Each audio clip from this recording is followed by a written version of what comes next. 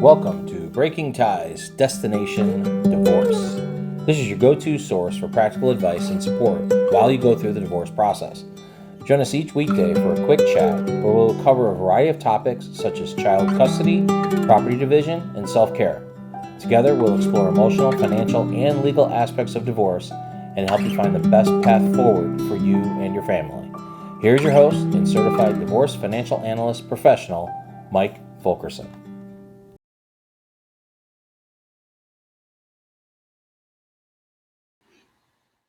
Hi, and welcome back to another episode of Breaking Ties, Destination Divorce. I'm your host, Mike Fulkerson, financial advisor and certified divorce financial analyst professional.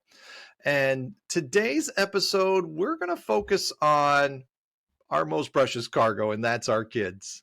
And really what to watch for during the emotional roller coaster of a divorce. Now, I don't have to tell you or anybody that divorce is a extremely challenging time for everyone involved, and children are especially, strained at that time. They might experience a wide range of emotions such as sadness, anger, confusion, and even guilt. Now, as parents, it's important to be aware of their emotional cues, and we're going to want to offer support when necessary. So let's look for some signs, huh? Here are some key things to keep an eye on. One is changes in behavior. So we're going to watch for sudden changes in mood, appetite, or sleep patterns. Increased irritability, withdrawal, or acting out could all be red flags.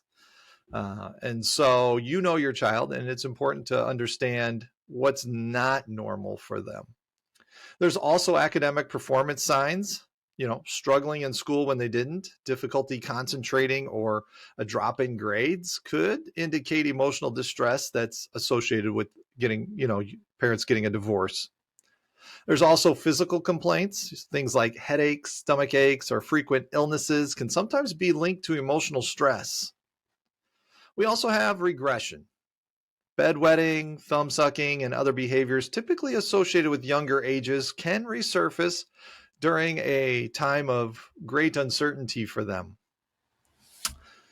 Now, every child's different, so they're going to express their emotions differently. And there's no one size fits all response to divorce either. Some kids might be vocal and express their feelings openly, while others might internalize everything.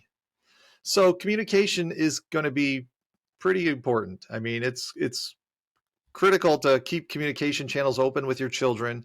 You want to create a safe space for them. Make sure they feel comfortable talking to you about their feelings without judgment. Also, you can do age appropriate conversations. So tailor your communication to their age and understanding level. And then, honesty is essential. Be honest about the divorce, but avoid bad mouthing your ex-partner. And reassure them of your love. Let them know that even though the family structure is changing, your love for them, remains constant and consistent. Now, should you need to seek additional support, because you're concerned about your child's emotional well-being, then really, I wouldn't hesitate. You can consider things like child therapy, where a therapist can provide a safe space for your children to express their feelings and develop coping mechanisms. There's also support groups for children of divorce that connect them with peers going through similar experiences.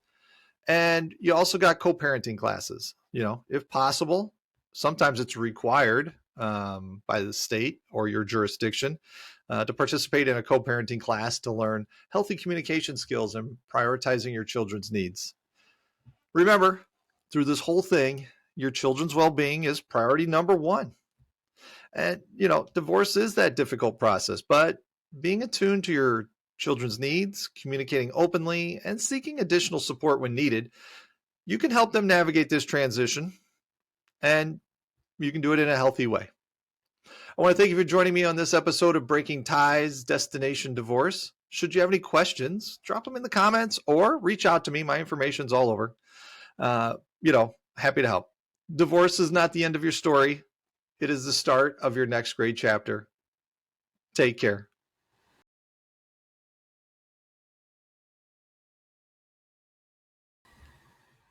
Hello, and welcome back to Breaking Ties Destination Divorce. I'm your host, Mike Fulkerson, financial advisor and certified divorce financial analyst professional. And today we are going to talk about building your divorce team. And specifically, today's focus is going to be on should you have a financial advisor on board? And yes, I am a financial advisor, but my goal is to be objective here and share with you some of the pros and cons. So, divorce is more than just legal. So it's a complex journey, as we know. And while a divorce attorney is essential for your team and navigating the legal landscape, many aspects really do extend beyond the courtroom. And this is where a financial advisor can be a game changer. Uh, you know, Divorce shakes up your finances, and understanding your financial picture is the first place to start. Now, a financial advisor can help you get a clear picture of your current situation, and they'll analyze your income, assets, debts, and future goals. Hidden assets? No problem. Financial advisors have experience uncovering hidden assets that might go unnoticed. This ensures a fair and balanced settlement in your divorce case. There's also making informed decisions, because divorce involves a series of financial decisions. I mean, there's a lot of financials that go into divorce, and it, can stem from property division and spousal maintenance to child support calculations. So your advisor can help explain the implications of each choice. They can, help you look at and explore various options and understand the long-term financial impact of choices you may make. Now, we're going to want to plan for the future once we're done with the divorce. And so, being that divorce is a new beginning, an advisor can help you develop a post-divorce financial plan that's tailored to your individual needs and goals. Whether it's budgeting for a single income or saving for retirement, they can guide you towards financial stability. Divorce, as we know, is an emotionally draining time. A financial advisor can be a calm and objective voice throughout the process. They can provide reassurance and help you navigate the financial uncertainty with confidence. So, is a financial advisor right for you? Well, here's the things to consider, and that is the complexity of your finances. If you have a significant amount of assets, investments, or complex financial situations, an advisor could be invaluable. The need for emotional support if you're feeling overwhelmed by the financial implications of divorce. An advisor can offer guidance and support. And then there's budgetary considerations. So financial advisors charge fees, so factor that into your overall divorce budget. You want to think of your divorce team like an orchestra. Each member plays a critical role. A divorce attorney ensures the legalities are sound, and a financial advisor helps you navigate the money side of the process. Now, together, they provide a comprehensive support system during this extremely difficult time. I want to thank you for joining me on this episode of Breaking Ties Destination Divorce. Should you have any questions, drop them in the comments or reach out to me. Divorce is not the end of your story. It is the start of your next great chapter. Take care.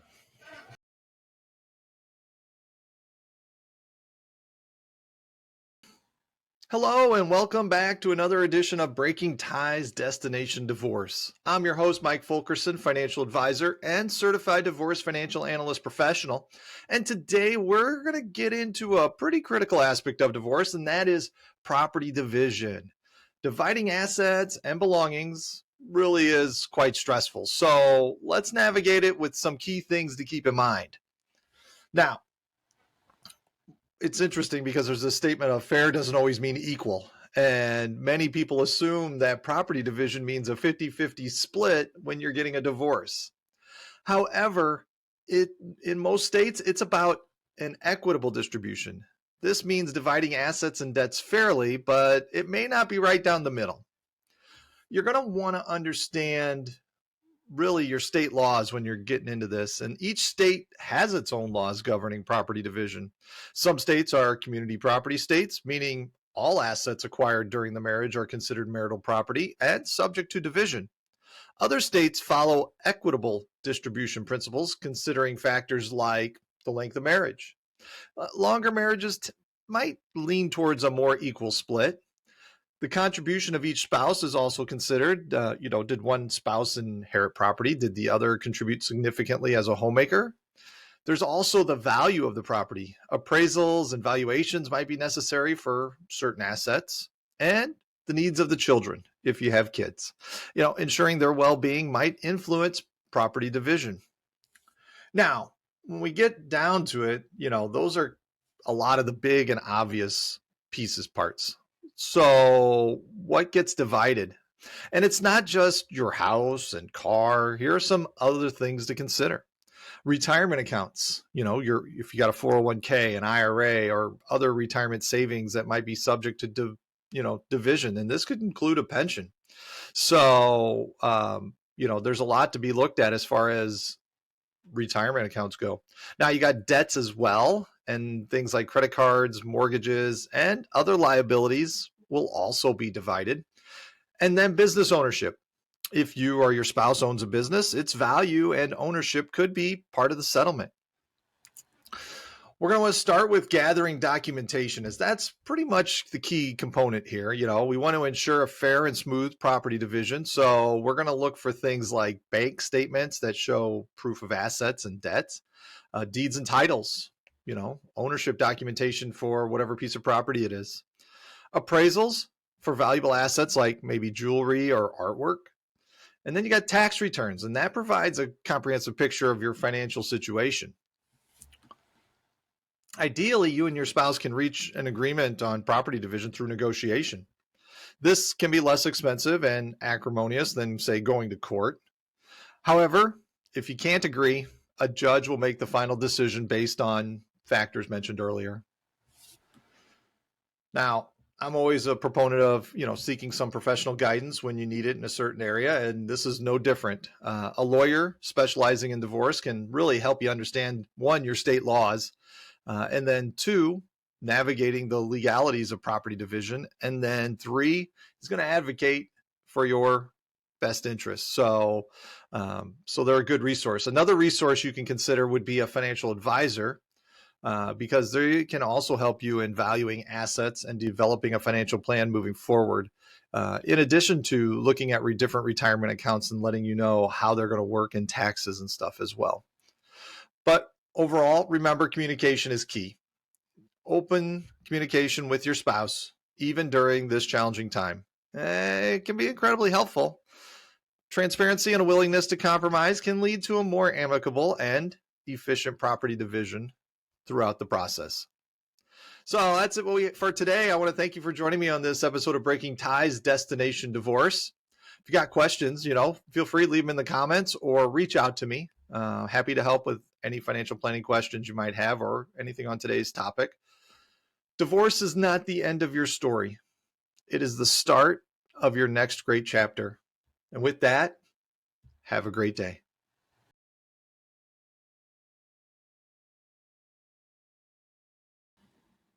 Hello and welcome back to Breaking Ties, Destination Divorce. I'm your host, Mike Fulkerson, financial advisor and certified divorce financial analyst professional. And today's topic is really a question that weighs heavily on many divorcing couples, and that's who gets to keep the family home. Now, this is really going to be an emotional and a financial decision. So we're going to break it down. Now, the family home is more than bricks and mortar. It's not, it's even more than an address. It's a symbol of memories, security, and a place where children have grown up. Deciding its fate during a divorce can be complex. So we want to consider our options, and here's a few things we got to keep in mind. One, selling the house. This could be the most straightforward option, especially if you're both ready to move on. The proceeds can then be divided accordingly to your state's property division laws. Or one spouse buys out the other. If one spouse wants to keep the house, they can negotiate a buyout with the other. And this might involve a cash payment or a transfer of assets or a revision of other aspects of the settlement. There's also co-owning until the children are grown. So if you have young children, some couples choose to co-own the house until they reach a certain age. This allows for stability for the kids, but requires clear communication and financial planning. There's really no one-size-fits-all answer, and several factors can influence who keeps the house. And it could come down to just a financial situation. Can either spouse afford the mortgage and upkeep independently? Uh, Child custody arrangements, if children will have primary residence with one parent, keeping the house might be beneficial. There's also emotional attachment. Understanding each person's, emotional connection to the property really can facilitate a solution. And then there's state property division laws. So community property states versus equitable distribution states will have different guidelines that you will need to research. Now, a lawyer specializing in divorce can guide you through the legal aspects of keeping or selling the family home. And then a financial advisor can analyze your financial situation to help determine the best option based on affordability and long-term goals. The goal here is to have a team of people on your divorce team that really are just looking out for you and just feeding you information so you can make good decisions for yourself. Now, communication is always key all throughout this process. And, even during this challenging time of getting a divorce, open communication with your spouse is crucial. Discuss your individual needs, priorities, and long-term plans for the house. Honesty and a willingness to compromise can lead to a more amicable solution. But just remember, there is no perfect answer. The decision about the family home is rarely easy. Consider all the factors, explore your options, and seek professional guidance if needed. Ultimately, the goal to reach a solution that is fair, financially viable, and minimizes emotional strain on everyone involved. I want to thank you for joining me on this episode of Breaking Ties, Destination Divorce. Should you have any questions on today's topic, drop me a question on the comments there, or reach out to me. My information's all over. Divorce is not the end of your story. It is the start of your next great chapter. Take care.